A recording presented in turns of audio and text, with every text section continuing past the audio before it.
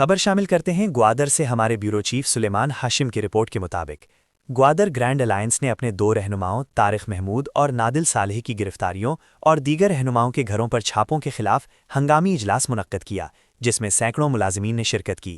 इजलास में पुलिस कार्रवाइयों की शदीद मजम्मत करते हुए उन्हें पुरअमन जिद्दोजहद के खिलाफ घिनौनी साजिश करार दिया गया।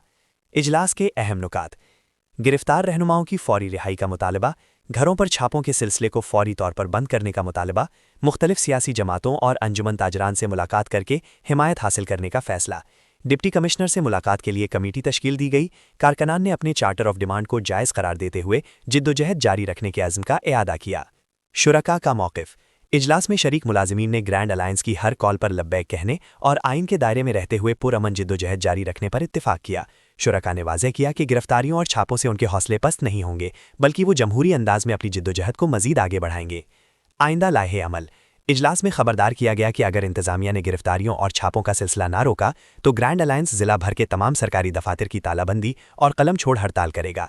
दरीनसना ग्रैंड अलायंस के एक नुमाइंदा वफ़द ने बीएनपी के ऑफिस में जाकर बीएन के माजिद सोहराबी व दीगर से मुलाकात की। इस मौके पर बीएनपी के रहनुमाओं ने ग्रैंड अलायंस के गिरफ्तार रहनुमाओं की फौरी रिहाई का मुतालबा किया और ग्रैंड अलायंस के साथ मुकम्मल यकजहती का इआदा किया है।